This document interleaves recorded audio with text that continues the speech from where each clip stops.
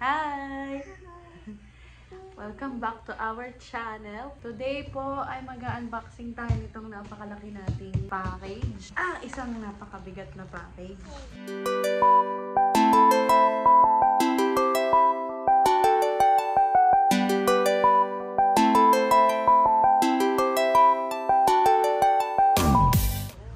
Ayan. Sama po natin si Aiko. Say hi! Okay. We must be careful kapag may baby. The baby don't use this, ha? Diba? Yeah. Open.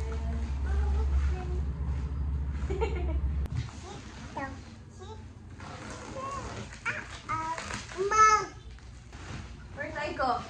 Oh no! Hi!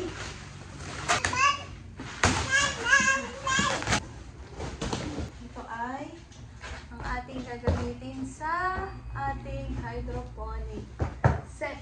Tada!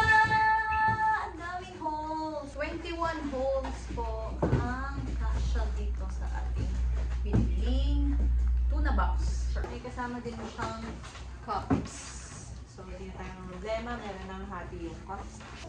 21 holes ang per box natin. So, if you want to... Yes, baby. If you want to buy this as well, I will just put the link down below on where we bought this. Ang laman naman na ito, ayan. So, bumili din ako ng Coco Peat na 2 kilos. So, 2 bags ng Coco Peat. Sa gitna ay yung solution which will serve as nutrients for the lettuces. Buhay mami at content creator. Ito na lahat. Gardener na din at the same time. Okay, so let's go na sa ating greenhouse to finally set this all up. Ayan, so nandito na po tayo ngayon sa ating greenhouse. So, dalhin lang natin dito lahat ng ating in-unbox kanina and set up na natin ating hydroponics. Let's go!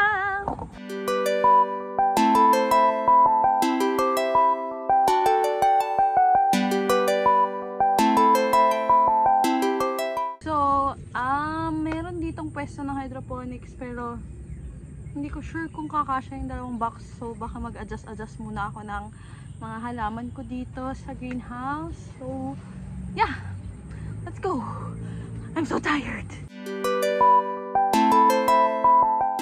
Ayan. So, ito na po yung ating pinaglagyan ng ating 42 holes na tuna box. So, ngayon naman ay maglalagay tayo ng tubig. Okay, so I just opened the I just opened the solution that we ordered online. So they have libreng lettuce seeds. And then may naka-attach din na papel. Ito naman yung instructions kung gaano kadaming solution yung ating ilalagay at gaano kadaming tubig yung kailangan natin. So let's set up na yung water and then the solution. And then we'll proceed to the next steps later.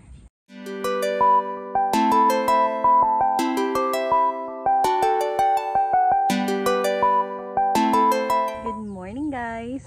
So inabot na tayo ng day 2 ng pag-hydroponics kasi inabot tayo ng gabi kagabi. Inabot ng gabi kagabi. Anyways, inabot tayo ng gabi kahapon. So, ngayon ko itutuloy yung aking pag-setup ng hydroponics. Let's go!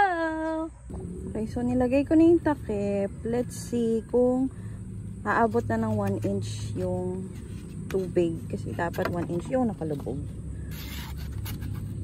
Ayan! Okay, okay na yan. Pwede na. Okay, we can start putting the solution na and transplanting the lettuces. So, yung tubig natin dito is approximately 50 liters. And according to the dilution ratio, half of 100 is 50. So, 250 ml of A and 250 ml of B yung dapat na solution. So, let's do that. May binigay silang libreng cup. This is 30 ml. Approximately 30 ml. So, 8 of this and then 10 ml later. So, let's do it now.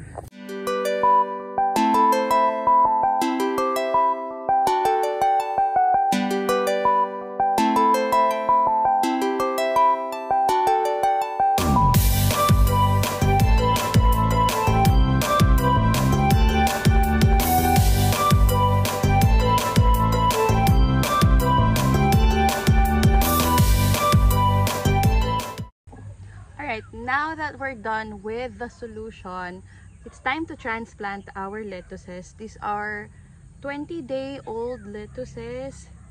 And kailangan na natin silang mailipat dito para mas lumaki sila at mas maarawan. So, it's time to put, anong tawag doon? It's time to put yung coco peat dun sa mga cups para mailipat na natin to. Ito yung coco peat na binili natin kahapon or yung in-unbox natin kahapon. This is also, I got it also online. Just gonna put the link down below.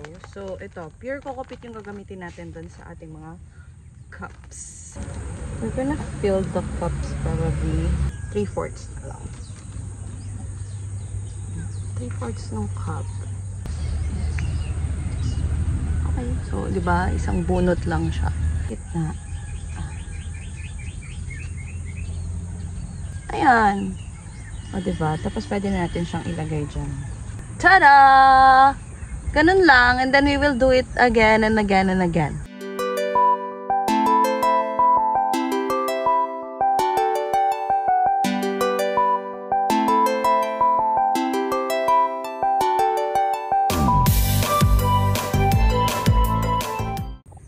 Okay, we're all done transplanting our lettuces. So, ayan, medyo makalat pa.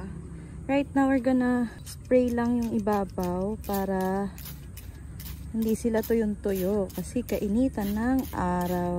Ayan lang. So, we'll just wait for them na maging mature. Pag mature na sila, pwede na silang i-harvest. Ayan, yan lang naman yung pagod ng hydroponics. Yung mismong pag-set up nito. But after this, bibisitahin ko na lang to araw-araw. And that's it.